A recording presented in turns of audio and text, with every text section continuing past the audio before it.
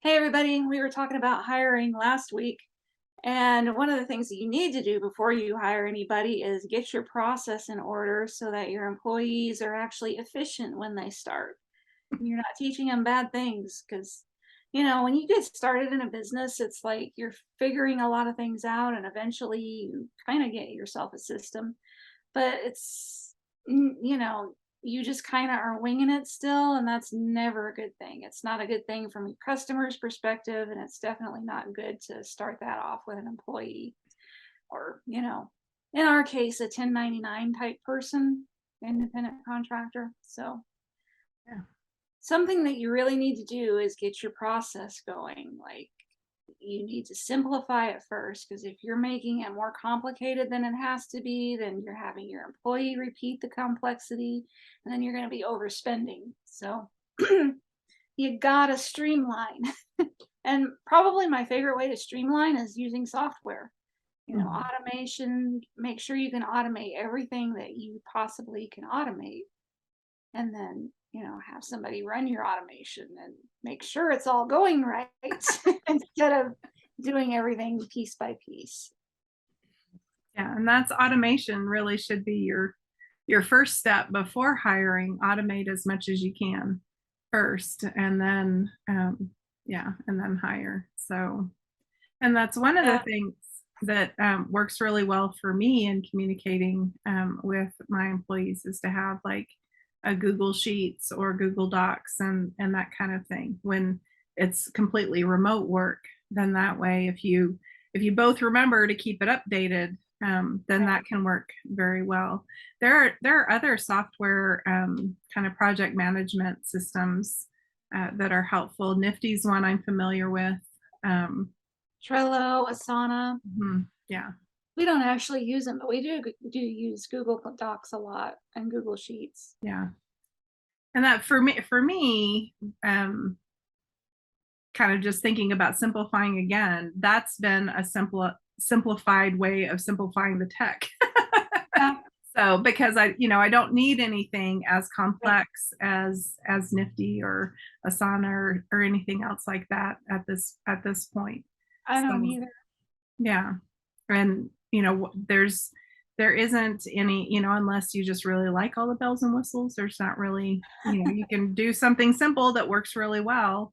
um, if you have kind of people that are coming to your place of business, in-person employees, then you can even have a chart up on the wall, and people can move stickies when they've done something or checked on, or whatever task needs to be done, so you can see at a glance where projects are or that type of thing.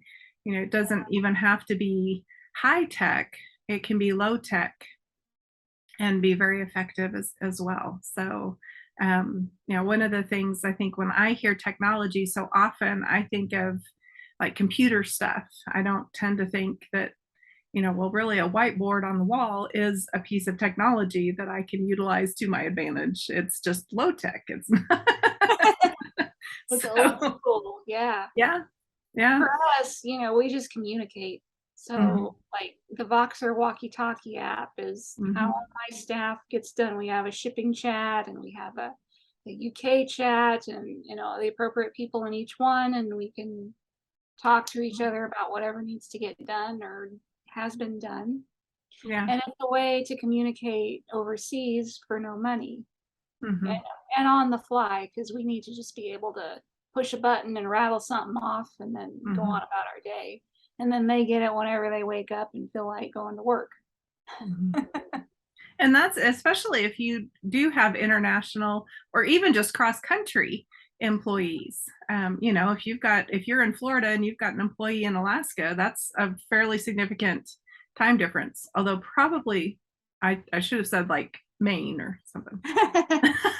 Well, I'm in Idaho and I have in Yeah, Atlanta, so yeah. yeah. And that's different time zones definitely do enter into add to the complexity, I guess I should Mhm. say, of things. So having the appropriate type of technology or process that's going to allow people to still live their life where they live, it's, Yeah. it's a good thing. So fortunately, both of my employees actually don't live that far from me. So they're here in Texas. So we don't have that complexity yet. On the Indie Author Magazine side, we do. We've got people all over the world. And we use Slack as a communication channel. So, and it works very well as also, and it's free, I think, with upgrades. But the free part, because I think I'm not in charge of purchasing of the technology, but I'm pretty sure we're still on the free plan, and we've got, I don't even know how many people in there and how many chats and all that kind of stuff. So I think it's like after 6 months or something, it deletes information, but it's the quick and dirty communication for us. It's not, we don't need it to archive things for life. So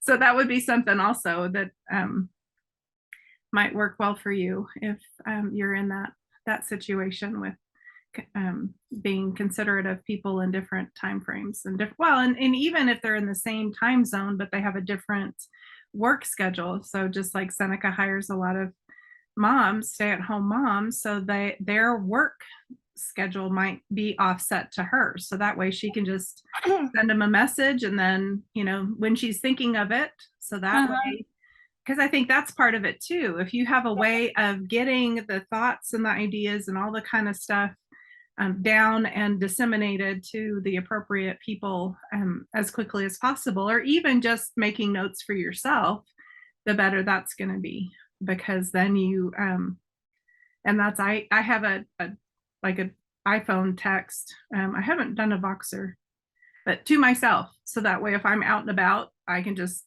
text myself and and then I get it when I get home. So it comes through, I make sure I don't read it, so it still shows as unread, and that's a reminder that, hey, you had an idea. So go write it somewhere more permanent. I have done that with Voxer. I forgot how to do it, but it has that capability. Yeah. So I tend to have those ideas when it's not convenient to talk, typically. So writing works better for me. But again, you do whatever works best for you and how you communicate. So you can also, most phones have a voice recorder. You can do that as well. And then I think so like within that isn't a very complex system, but that is a system that increases efficiency and accuracy of getting messages either to yourself or to your staff. Because when you're first getting started and before you have staff, if you kind of figure out something like that, hey, this really works, then it's easy to add people to that. And you could even do group chats on your phone or whatever, but you're kind of using the same process, you're just adapting it to include more people. You're expanding your circle in a manner of speaking. So it's fun to get caught up in the bells and whistles, especially like for me, I like that kind of thing. Yeah. But reality is, if it's not simple, you're probably not going to use it as much as you should. Yeah. And that's been me, like with Nifty and some of those other things. I'm like, it's really super cool, but I don't use it. And a lot of like the Todoist apps or those kind of things, that isn't how I work, and I just don't use them. So I have a paper planner, and I have lots of scrap paper that I write various things on, and then I'll kind of distill them down and file my rough notes away. And partly I process both verbally as well as in written form. So a lot of times for me, handwriting something out helps that processing process. And so it's not the same as typing something into the computer. Even while I'm on here on video talking to everybody like this, I'm still making notes. Mm-hmm. Yeah, I've got my clipboard. And sometimes, like, when Seneca and I are doing these videos, I'm making notes of, oh, I want to make sure I say that, or, or something. So, If you see me look down. Yeah. But definitely having things, and if you anticipate, especially if you anticipate hiring people sooner than later, then start thinking through the process that you're using yourself and adapt more accessible means of doing that for other people, that they have access to your process and your procedure. So basically, like the Google Docs, Google Sheet thing is essentially what I've done myself. I'm just now, usually I have a Mac, so I use numbers typically for my spreadsheet work.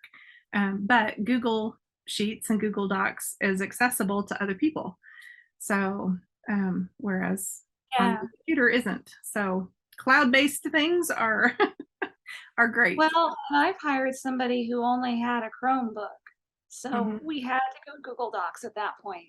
Yeah. Which is fine, Yeah. It was just prior to that, I have like a whole packet for new people, at least for customer service. So there's a folder with all kinds of documents in there, and there are videos in there, and little screen flow tutorial things and templates and frequently asked questions and answers to those. And yeah, those are all things that you're going to need so you can hand that off. You never want to delegate anything that you don't have very clear instructions for. Yeah.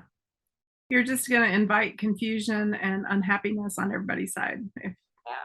So, and I also have that, and that's a good, place where I keep those types of things, where I've done screen recordings on, this is how you access this, that, or the other thing that I'm asking people to do. And those typically, and they're easy to create when you're just, the next time you're doing that, I don't recommend that you just sit down and, I'm going to do all these, all these screen grabs,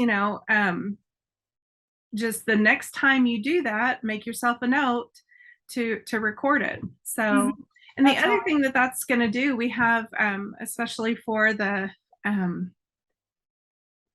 Indie Author Magazine, because we've got fairly large staff and we've got kind of tasks divided up, we kind of have a if I get hit by a bus thing. So where we try and document the things that we do to get the magazine out each month. So that way, if something happens, and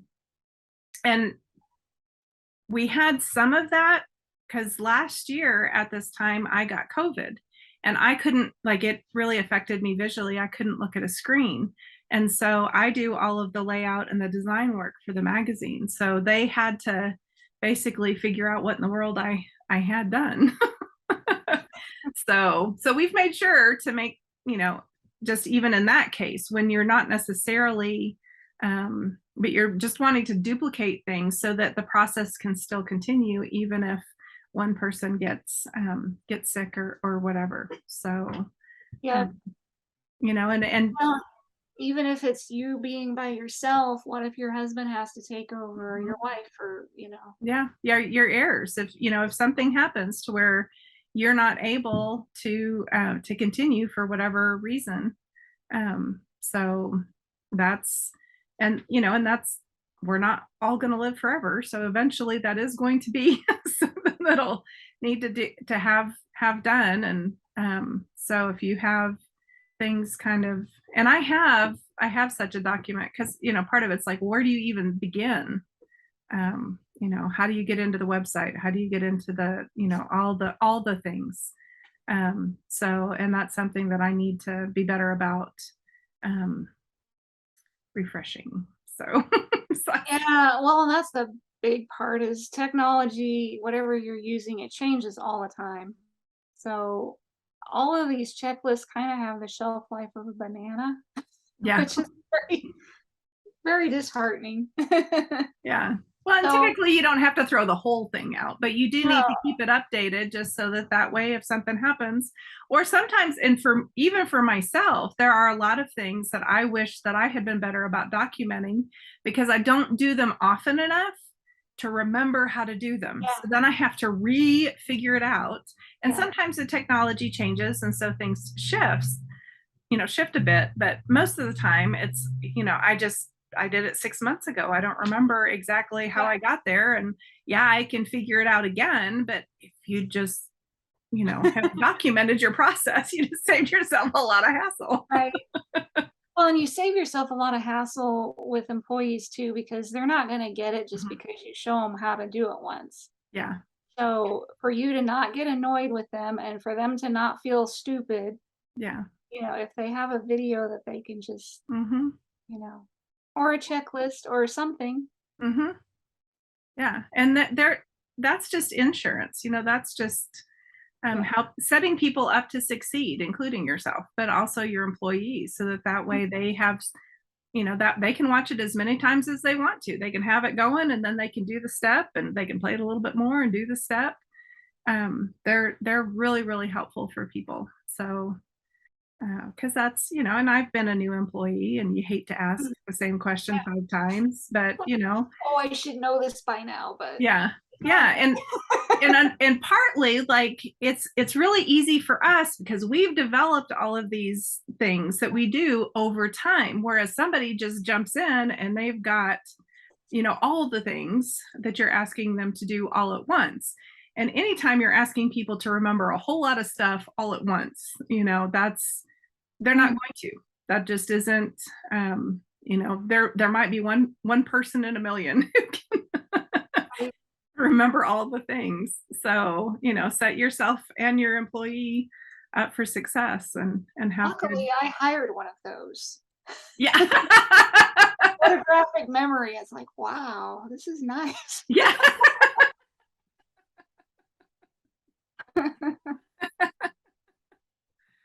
Yeah. So but well, we hope we've given you guys quite a bit to think about and reasons why you should systematize and make your life much easier and the lives of your potential employees now or in the future. Talk to y'all later.